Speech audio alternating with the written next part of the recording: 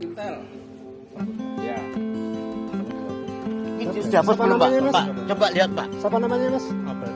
Abadi. Harusnya tadi di anu Mas, di Pak, ini coba ngomong dapur. kalau ngomong saya aparat gitu malah saya hormati. Tapi kita ini nggak pernah ngumpet-ngumpet. Kita nggak pernah ngumpet-ngumpet. Sosok intel polisi belakangan ini viral di media sosial. Sosok intel dari Polsek Gondokusuman itu terpergok menyusup ke dalam rapat relawan Anies Baswedan Muhaimin Iskandar atau Amin di Kota Baru, Gondokusuman, Kota Yogyakarta. Dalam video berdurasi lebih dari 1 menit yang kini telah beredar luas di media sosial itu, memperlihatkan anggota intel tersebut keluar dari dalam rumah yang dijadikan tempat rapat relawan Amin, AB Ningrat, dengan menenteng sepatu.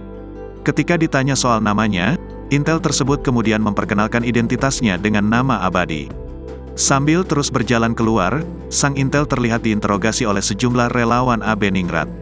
Sementara itu, sosok perekam video mengatakan bahwa pihaknya selaku relawan Amin AB Ningrat mengatakan sedang rapat kebobolan intel.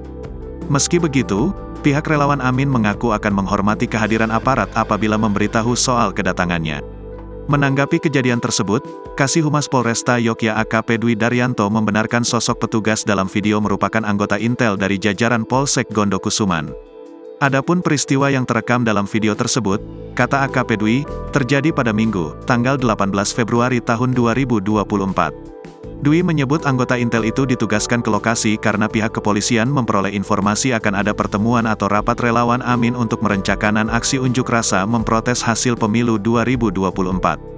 Dwi menuturkan bahwa apa yang dilakukan intel tersebut hanyalah untuk pengamanan secara tertutup, tidak ada maksud lain. Sementara itu, Kapolresta Yogyakarta Kombes Pol Aditya Surya Dharma meminta maaf kepada Sigit Sugito selaku Ketua Relawan AB Ningrat karena kehadiran anggotanya dalam rapat tim relawan Amin yang menimbulkan respons negatif. Download Tribun X sekarang, menghadirkan lokal menjadi Indonesia.